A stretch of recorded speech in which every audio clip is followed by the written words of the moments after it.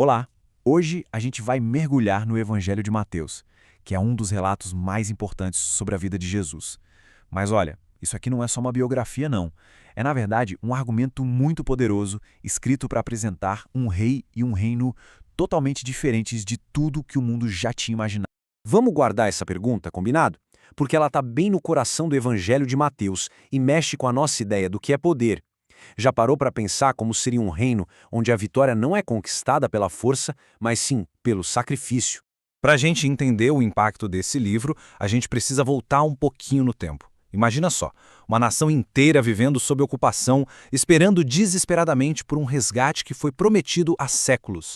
E essa não era uma esperança qualquer, viu? Era algo que estava muito enraizado em séculos de história, nas escrituras.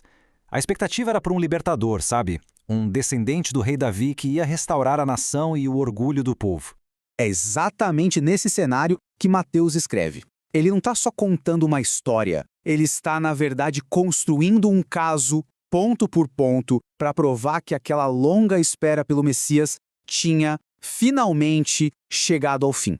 Tá, mas como ele faz isso? Bom, Mateus monta o seu caso como se fosse um advogado bem meticuloso, usando evidências que o público dele reconheceria na hora. O autor, o próprio Mateus, era um dos 12 apóstolos, e antes disso um coletor de impostos. E isso é super importante, porque ele sabia organizar informações como ninguém. E ele tinha um público bem específico em mente, o povo judeu. Todo o evangelho dele é moldado para responder às perguntas e às expectativas desse povo. Agora, o que é bem interessante aqui é como o foco de Mateus se destaca. Enquanto Marcos apresenta Jesus como o servo que sofre e Lucas como o homem perfeito para toda a humanidade, Mateus se concentra totalmente em Jesus como o Rei Messias, o cumprimento de tudo que Israel sempre esperou. E para provar o ponto dele, Mateus faz uma coisa impressionante. Ele cita o Antigo Testamento mais de 60 vezes. Fica o tempo todo conectando as ações e os ensinamentos de Jesus com as profecias antigas. É quase como se ele estivesse falando, gente, estão vendo? Já estava tudo aqui o tempo todo. Isso nos leva a uma das chaves para entender este livro. Mateus estrutura a narrativa dele em torno de 5 grandes discursos de Jesus. É um paralelo direto com os 5 livros de Moisés. A Torá. A mensagem era clara. Assim como Moisés entregou a lei de Deus no Monte Sinai, Jesus, o novo Moisés, estava entregando o novo ensino autorizado de Deus. Esses 5 grandes discursos são a espinha dorsal do livro. Tipo, uma constituição para esse novo reino. Eles detalham os princípios, a missão dos cidadãos, a natureza do reino, a vida em comunidade e a visão para o futuro. Certo, mas que tipo de reino Jesus estava descrevendo? Bem, não era nada do que se esperava. Era um reino onde todas as regras de poder e status eram viradas de cabeça para baixo. Bem-vindos ao reino invertido. Aqui, a grandeza não vem do poder ou da riqueza, mas da humildade e do serviço. Jesus declara que os cidadãos de honra são os pobres de espírito, os que choram, os mansos. É uma redefinição completa do que significa ser poderoso. Para estabelecer a natureza desse reino, Jesus faz uma série de afirmações impressionantes sobre a própria autoridade. Ele se declara maior que o templo, que era o centro da adoração judaica há séculos. Depois, ele se coloca acima da tradição profética, afirmando ser maior que figuras como Jonas. E, por fim, se declara maior que o rei Salomão, o rei mais sábio e poderoso da história de Israel. Então, o ponto central é este.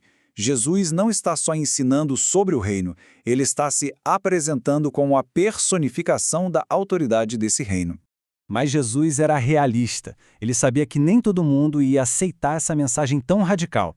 Na parábola do semeador, ele explica que a semente da palavra dele encontraria diferentes tipos de solo, alguns receptivos, outros nem tanto. E essa variedade de respostas nos leva direto para o conflito central da história de Mateus. Um choque que era inevitável entre o que as pessoas esperavam e o que Jesus oferecia. Essa pergunta move toda a segunda metade do livro. Se Jesus é mesmo o Messias prometido, por que tantos o rejeitaram? A resposta está no abismo gigantesco entre o que as pessoas esperavam e quem ele realmente era. E aqui fica muito claro qual era o problema. A expectativa popular, era de um Messias que seria um guerreiro poderoso que ia expulsar os romanos e restaurar Israel na base da força militar. A realidade que Mateus apresenta, no entanto, é de um rei cuja força estava na humildade e cuja vitória viria não através do poder, mas do sacrifício. Para os líderes religiosos, essa visão era mais do que inaceitável. Era uma blasfêmia. Eles não viram ao Messias. Eles viram uma ameaça à nação e à religião deles. O confronto era inevitável. Mas a história, do jeito que Mateus conta, não termina na rejeição e na morte. Ela termina com uma reviravolta e uma ordem final que define o propósito duradouro desse novo reino. Depois da sua ressurreição, Jesus declara que a verdadeira autoridade, toda ela, pertence a Ele, e com essa autoridade ele envia seus seguidores. Mas a missão não é conquistar nações com a espada, e sim fazer discípulos, expandindo esse reino de ponta cabeça através do convite e do serviço. E assim Mateus nos deixa com essa pergunta poderosa. Ele nos apresenta um rei que redefine a vitória e um reino que avança não pela força, mas pelo serviço.